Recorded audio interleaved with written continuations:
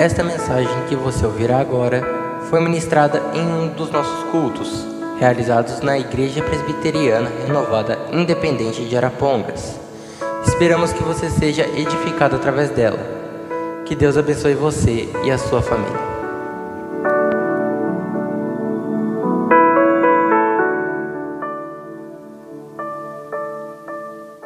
Evangelho segundo João, capítulo 15 e o verso de número 15. Glória a Deus, aleluia.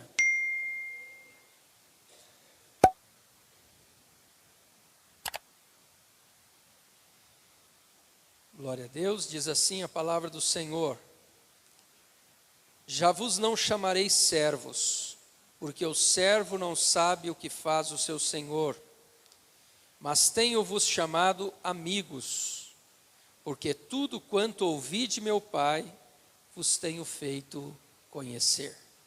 Amém. Podei-vos assentar. Irmãos, nós estamos nesta noite finalizando nesta série de ministrações que nós intitulamos como a importância das amizades. E eu louvo a Deus, irmãos, por esta oportunidade, de poder estar durante todas essas semanas ministrando esta palavra na vida dos irmãos. O apóstolo Paulo, na segunda carta aos Coríntios, irmãos, no capítulo 9, no verso 10, ele diz assim: ora, aquele que dá semente ao que semeia.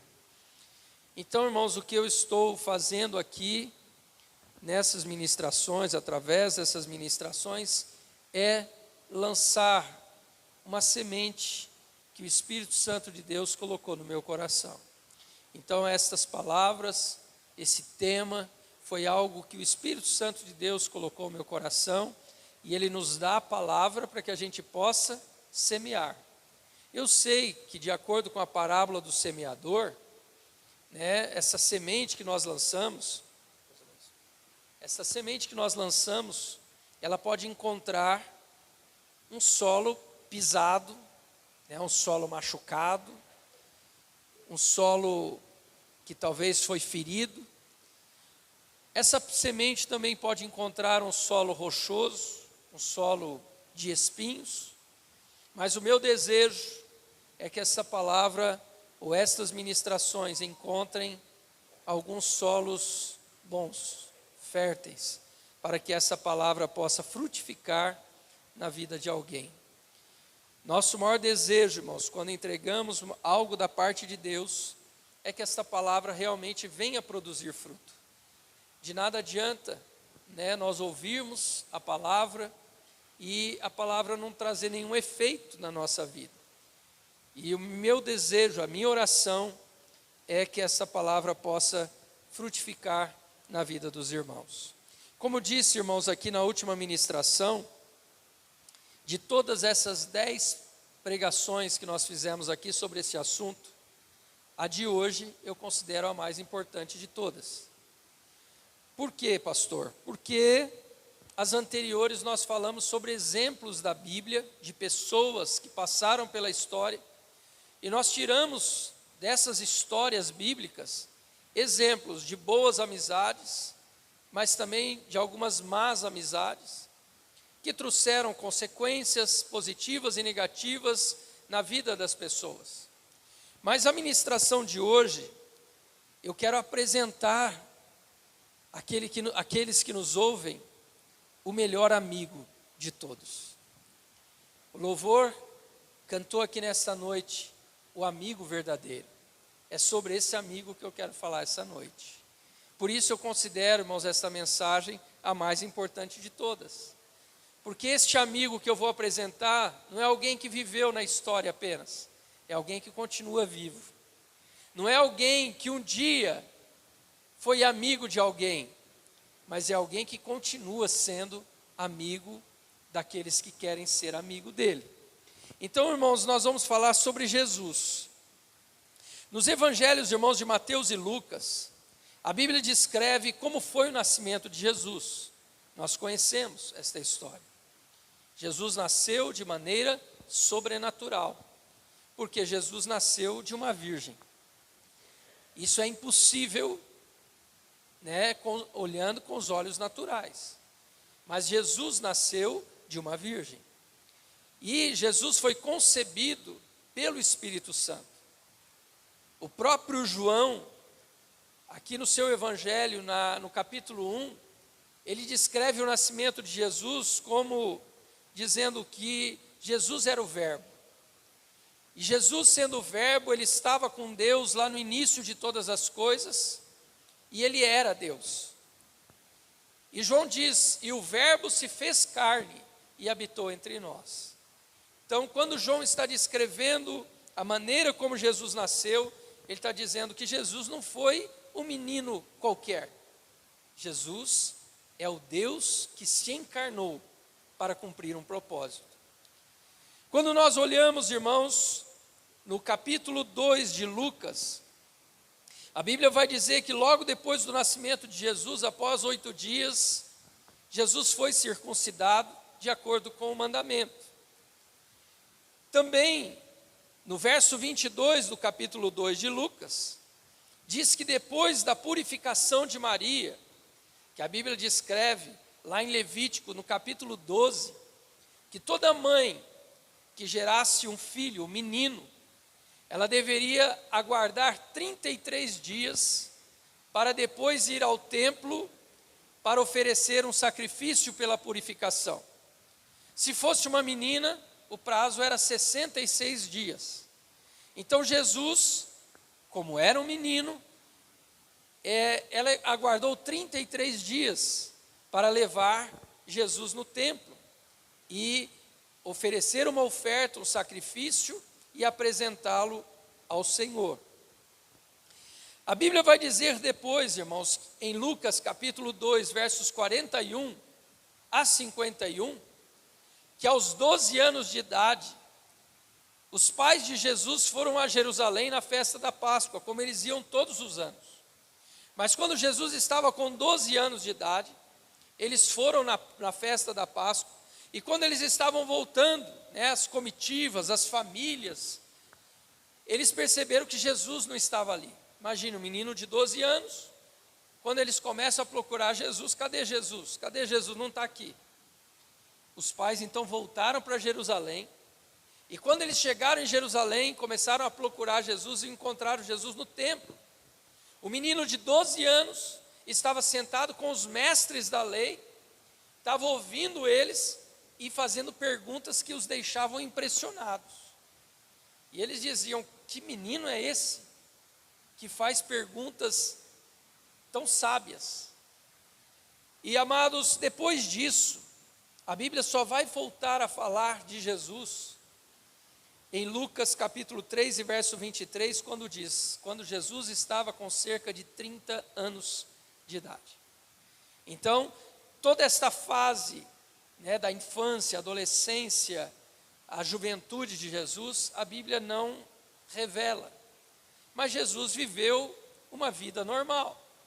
A vida de um menino, de um adolescente, de um jovem, como tantos outros. Quando chega então em Lucas 3:23, a Bíblia diz que Jesus ele inicia o seu ministério. Ali ele começa então a cumprir o propósito para o qual ele nasceu. E Jesus então ele vai ser batizado por João Batista, e ele vai começar a chamar a si alguns discípulos. A Bíblia descreve em Mateus capítulo 4, que Jesus estava próximo ao mar da Galileia, e ele viu ali alguns pescadores, e ele chama aqueles homens para segui-lo. Simão Pedro e André, seu irmão. Mais adiante, Jesus encontra mais 2 pescadores e os chama também. O nome deles era Tiago e João. Depois a Bíblia vai falar em Lucas, no capítulo 6, o nome de 12 que Jesus escolheu dentre os discípulos e os designou como apóstolos. Muitas vezes, irmãos, a gente fala sobre discípulos, a gente entende ser só os 12, mas não. O texto de Lucas 6 diz: e Jesus escolheu entre os discípulos 12 e os chamou de apóstolos. Qual a diferença entre discípulo e apóstolo? está na própria terminologia, no significado da palavra. Discípulo é aquele que aprende. Apóstolo é o enviado para ensinar. Então, dentre os discípulos, Jesus escolheu 12. E, irmãos, durante então aproximadamente 3 anos, Jesus caminhou pelas terras, né, da Judéia, da Samaria, até regiões fora ali de Jerusalém, da própria Samaria. Jesus foi para algumas regiões vizinhas. Para quê? Para ensinar, para pregar e para mostrar que ele era o Messias prometido. Aquele que havia de vir, conforme os profetas haviam dito no Antigo Testamento. E Jesus, então, durante esses 3 anos, ele vai ensinar esses 12 que estavam com ele, através dos seus sermões, através das parábolas, através das curas e dos milagres que ele realizou. Mas quando chegamos então aqui no Evangelho de João, no capítulo 15, Jesus já está caminhando para o fim desse período de 3 anos. E essas palavras que Jesus proferiu aqui aos seus discípulos, ele está falando um pouco antes dele ser preso. Jesus, depois de ter ensinado esses discípulos, Jesus aqui está dizendo para ele: olha, eu não nos chamarei servos, porque o servo não sabe o que faz o seu senhor, mas eu vos chamo amigo, porque tudo que meu Pai me revelou, eu tenho passado para vocês. Ou seja, durante o seu ministério, Jesus falou sobre a sua morte, sobre a sua ressurreição, sobre a vinda do Filho do Homem, sobre a cidade de Deus, a casa do Pai, que um dia ele iria levar todos os seus escolhidos. Jesus então ensina, né, o poder de Deus, sobre o poder de Deus, a autoridade de Deus, através dos milagres que ele realizou. E agora Jesus então está dizendo: olha, eu contei para vocês, eu disse para vocês tudo que eu poderia dizer. E agora, Jesus está para ser preso. E pouco tempo depois de dizer essas palavras aqui, irmãos, Jesus ele participa com esses 12 da ceia, né, a última Páscoa, a ceia, a instituição da ceia. E depois da ceia, Jesus se dirige a um jardim que ficava ali no pé do Monte das Oliveiras, chamado Getsêmani. Essa palavra Getsêmani quer dizer prensa de azeite, né? Ali naquele lugar, naquela montanha, naquele lugar, havia ali muitas oliveiras, e havia ali uma prensa para se prensar as oliveiras, para extrair delas o melhor azeite. E naquele lugar, Jesus está com os seus discípulos, e quando Jesus está ali, Jesus ele chama Pedro, Tiago e João, para irem com ele a um lugar mais deserto, porque ele queria orar, porque Jesus sabia que o seu ministério estava findando, e ele sabia que ele deveria ser preso, ele deveria ser maltratado, ele deveria ser crucificado. E como humano, como homem, Jesus estava sentindo o peso de carregar sobre os seus ombros a culpa da humanidade.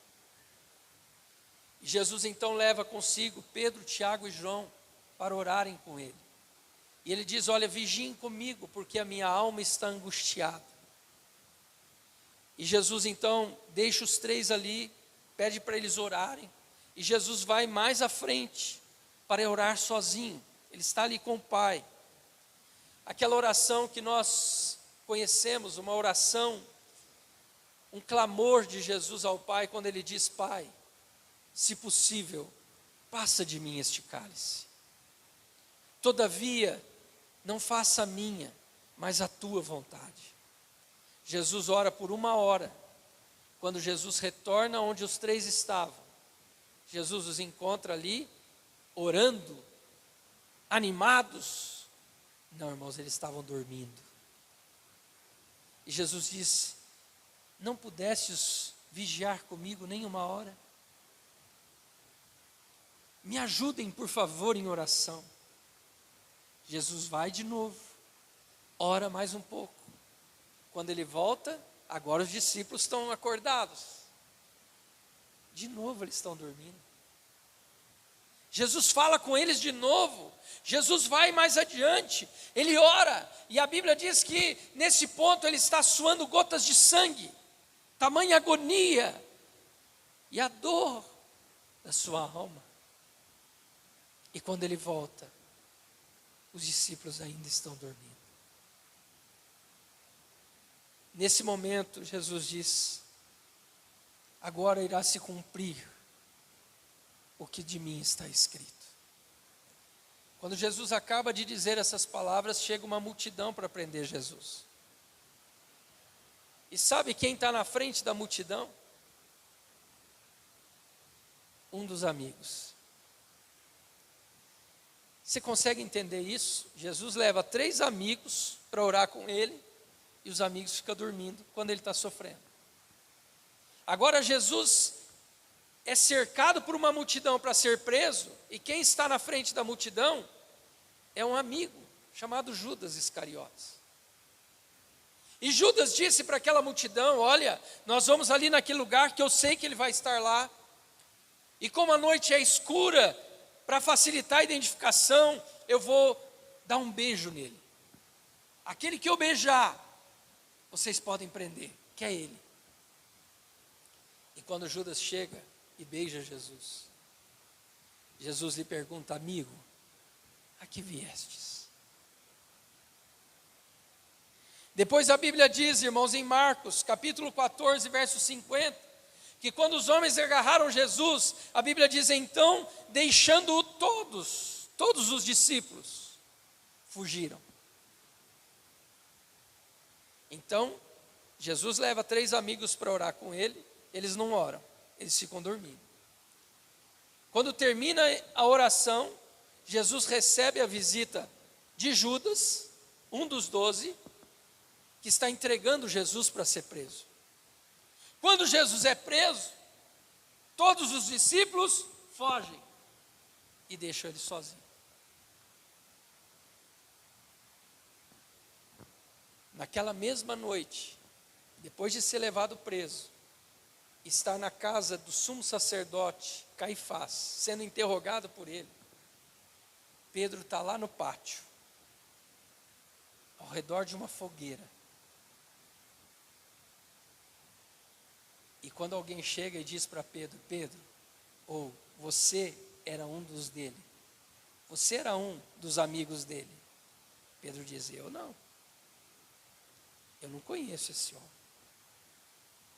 Vem uma serva, olha para ele e diz: o rapaz, você é um dos amigos dele. Ele diz: não, eu nunca vi esse homem. Chega um terceiro e diz: rapaz, a tua fala te denuncia, o teu sotaque te denuncia, você é um dos amigos dele. Ele diz: não, e começou a praguejar. Naquele momento, o galo cantou. E Pedro se lembrou das palavras de Jesus naquela ceia, quando Jesus disse para ele: Pedro, ainda esta noite, antes que o galo cante, tu me negarás 3 vezes.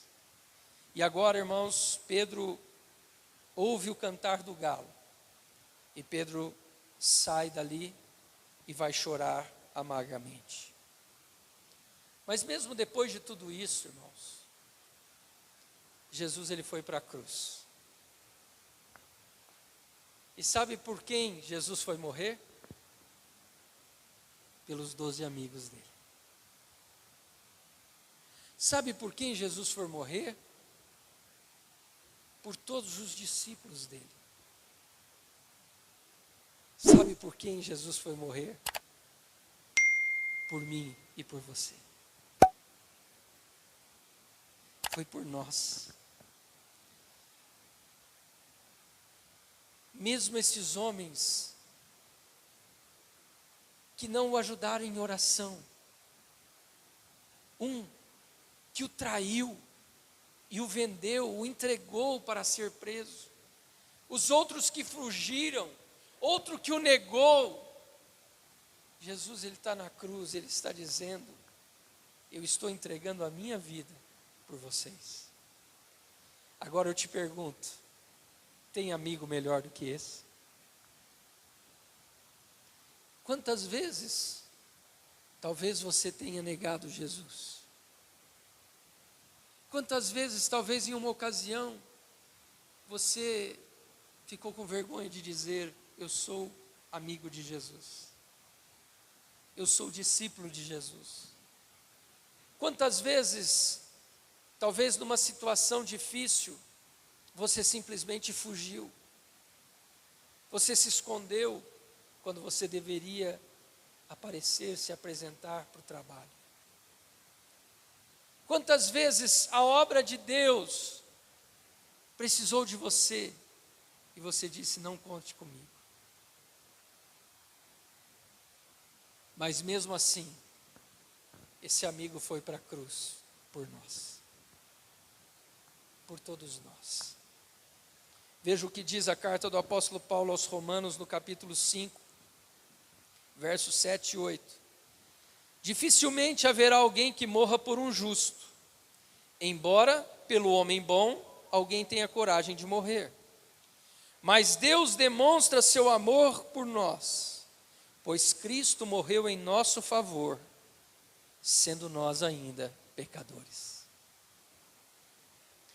Irmãos, nós não éramos bons, nem muito menos justos, mas Ele morreu por nós. Isso é a prova de um amigo sem igual. Eu estava aqui sentado e me lembrei de uma ilustração, eu achei até que era uma ilustração, uma história fictícia, mas eu fiz uma rápida consulta aqui, e eu descobri que não, eu tinha lido essa experiência num livro, e eu vi que de fato é algo real, aconteceu com um médico. Esse médico foi operar uma menina, e essa menina, uma enfermidade grave, e ela tinha um tipo de sangue O negativo, sangue muito difícil, e ela precisava de sangue por causa da cirurgia, para que ela pudesse se salvar.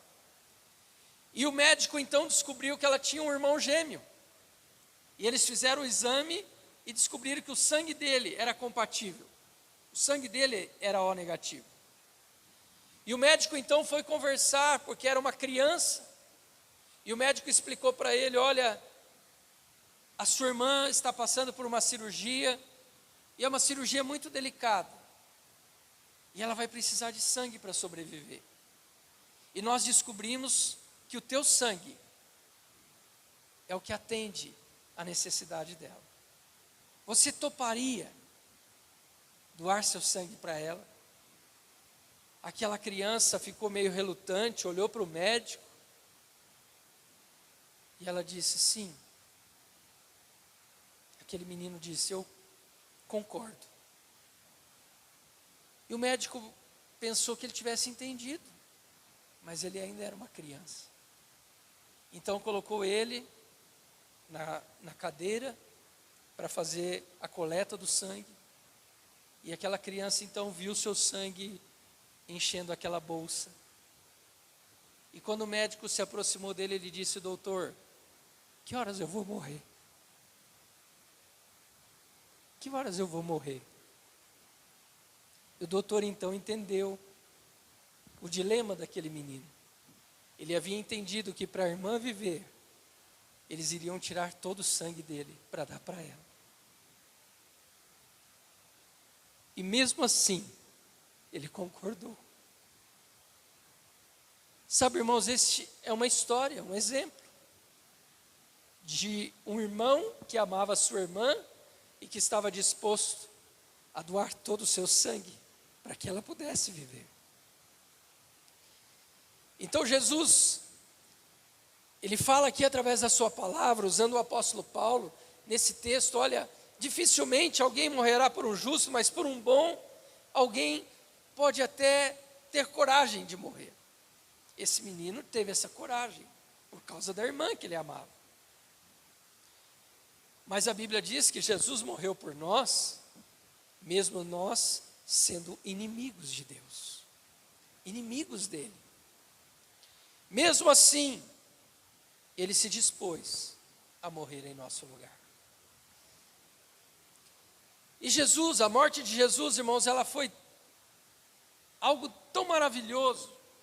A demonstração de Jesus, do amor de Jesus por nós, foi tão maravilhoso, porque a Bíblia diz em Colossenses, no capítulo 2, versos 13 e 14, a Bíblia diz: Ele lhes deu vida juntamente com Cristo, perdoando todos os nossos pecados, cancelando o escrito de dívida que era contra nós, ele cravou na cruz.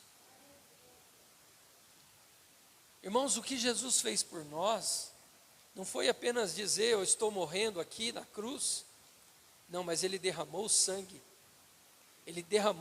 literalmente, não como um menino que achou que uma bolsa de sangue era todo o sangue dele, mas a Bíblia diz que Jesus doou, esvaiu-se todo o seu sangue para a remissão dos pecados. E o sangue de Jesus Cristo trouxe perdão, trouxe cancelamento da maldição do pecado que era sobre as nossas vidas. O sangue de Jesus nos trouxe justificação e vida eterna. Em Atos dos Apóstolos, a Bíblia diz no capítulo 4, verso 12: não há salvação em nenhum outro, porque debaixo do céu não existe nenhum outro nome dado entre os homens pelo qual nós sejamos salvos, a não ser através de Jesus. Irmãos, nas ministrações anteriores eu disse, aprendemos mensagens preciosas, mas nós falamos sobre amigos que, embora tentaram ajudar os seus amigos, mas eles tinham uma limitação. Muitos deles não podiam fazer aquilo que os amigos precisavam. Embora eles amassem essas pessoas, mas eles estavam limitados. Jesus não. Para ele não há limites. Nós vimos amigos que no momento difícil, eles acusaram. Jesus não. Jesus chamou a si os pecadores. E ele disse, os teus pecados estão perdoados. A outros Jesus disse, olha, você foi salvo. A tua fé te salvou. Jesus, diante de uma mulher pega num ato de adultério, Jesus olha para ela e diz, onde estão os teus acusadores? E ela disse, ninguém me condenou. Jesus disse, nem eu te condeno. Vai, não peques mais. Sabe, irmãos, Jesus, ele traz essa demonstração de um amigo que é diferente de tudo aquilo que a gente viu. Jesus é aquele que pode nos resgatar. Jesus é aquele que pode nos curar. Jesus é aquele que pode escrever o nosso nome no livro da vida. Jesus é aquele que pode nos assegurar uma vida eterna com o Senhor. Ele é este amigo fiel.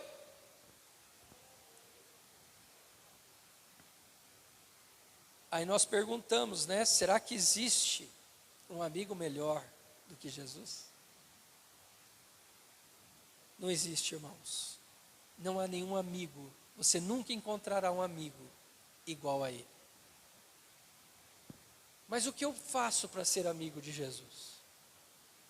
Ele disse aqui nesse texto mesmo de João, no capítulo 15, verso 14, ele diz, vocês serão meus amigos se fizerem o que eu vos mando. Então o que eu preciso fazer para ser amigo de Jesus? Eu preciso fazer o que ele manda. Aí você me pergunta, mas o que ele manda, pastor? Está aqui no texto também. No verso 12, diz assim: o meu mandamento é este, que vocês amem uns aos outros, como eu vos amei. Para sermos amigos de Jesus, nós precisamos amar o próximo, como Ele nos amou. Parece tão fácil, mas a gente descreveu aqui o que os amigos fizeram com Ele, não é verdade? Um traiu, o outro negou, os outros abandonaram, e mesmo assim Ele amou. Quantas vezes, irmãos, por causa de uma palavra, a gente já se ofende? Ah, eu vi essa pessoa, ela não me cumprimentou. Não falo mais com ela. Ah, essa pessoa me ofendeu, não perdoo mais. Olha o que essa pessoa fez comigo, não quero mais saber de conversa com ela. Não é assim que a gente age. Mas Jesus diz: você quer ser meu amigo? Faça o que eu vos mando. Mas Senhor, o que o Senhor manda? Amem aos outros como eu amei vocês. A Bíblia diz que toda lei se resume em 2 mandamentos: amem a Deus acima de todas as coisas, e ame ao próximo como a você mesmo. É fácil isso? Não. Mas se você quer ser amigo de Deus, você precisa abrir mão do seu orgulho, você precisa abrir mão da sua falta de perdão, você precisa abrir mão das mágoas que você traz consigo, por feridas que foram feitas, e você precisa entregar isso diante de Deus nesta noite. Se você quer sair daqui sendo amigo de Jesus de fato, é preciso que você diga para Ele nessa noite: Senhor, eu perdoo. Eu perdoo essa pessoa que fez tanto mal para mim. Eu perdoo essa pessoa que me ofendeu. Eu perdoo essa pessoa, Senhor, que me machucou tanto. Mas eu perdoo, porque o Senhor me amou. Mesmo eu sendo pecador, mesmo sendo inimigo de Deus, o Senhor me amou. Por isso, Senhor, eu quero ser teu amigo. Se você está disposto, disposta a fazer isso nessa noite, nós vamos orar. Eu gostaria que você, diante desta palavra, como eu disse, meu desejo é que essa palavra frutifique no teu coração. Nós vimos aqui quantos exemplos de bons e maus amigos, mas Jesus é a nossa maior referência. Nós devemos segui-lo, nós devemos seguir as pisadas dele, nós devemos imitá-lo, e ele é o padrão que a gente deve usar. Às vezes a gente ouviu uma ministração: ah, esse amigo de Jó foi tão ruim com ele, eu não sou assim. Ah, esse outro deu um conselho tão ruim, eu não sou assim. E nós não devemos ser mesmo, mas a Bíblia diz que o nosso padrão é Jesus. Ele é o maior modelo, e é como ele que a gente tem que ser, irmãos. E Jesus, nessa noite, Ele está aqui conosco. E Ele está olhando para cada um de nós. Ele conhece não só o nosso exterior, mas Ele conhece o nosso pensamento. No Salmo 139, irmãos, a palavra de Deus diz assim, que Ele sonda os nossos pensamentos. Mesmo quando a palavra não nos chegou à boca, Ele já sabe o que a gente está pensando. Será que nós estamos sendo sinceros diante de Deus? Ele sabe todas as coisas. Então, nesta noite, eu gostaria que cada um de nós parasse um pouco para pensar naquilo que Jesus fez por nós. O exemplo perfeito do que é ser um amigo é Jesus. E Ele nos amou incondicionalmente. Tantas vezes que erramos, e Jesus diz: eu não me arrependo de ter derramado meu sangue por você. Quantas vezes nos afastamos dele, quantas vezes as nossas atitudes o ofendem, mas ele diz: eu continuo te amando. Que nós possamos nesta noite agradecer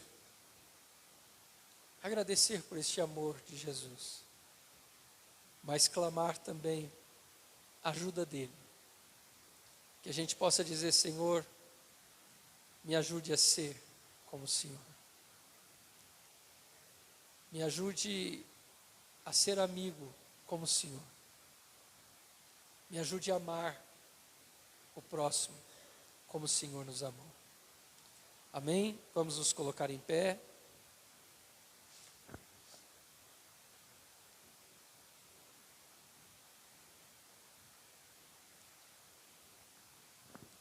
Vamos orar.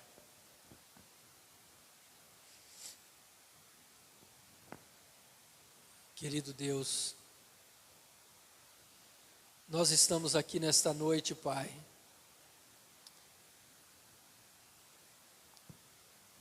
ouvindo a Tua palavra. Senhor, pedimos perdão pelas vezes que Te ofendemos. Pedimos perdão pelas vezes que Te entristecemos com as nossas atitudes. Te agradecemos, Senhor, porque o Senhor nos amou, sendo nós ainda pecadores, sendo nós falhos, sendo nós tão errados, mesmo assim, o Senhor derramou o seu sangue na cruz por nós. E nós pedimos nesta noite que o Senhor nos ajude a olhar para Ti, para que possamos perdoar também aquele que nos ofende, Senhor. Que possamos amar o nosso próximo, que venhamos perdoar aqueles que nos ofendem, aqueles que nos machucaram. Senhor, que não haja em nós amargura, que não haja em nós nenhuma cólera, Senhor, mas que nós venhamos perdoar, que venhamos perdoar verdadeiramente. Senhor, que essa palavra, ela penetre o nosso ouvido, desça ao nosso coração e produza mudança em nossas vidas. Pai, no nome de Jesus Cristo, eu oro por cada vida que está aqui presente, aqueles que ainda ouvirão essa ministração, Senhor. Trabalha nessa vida agora.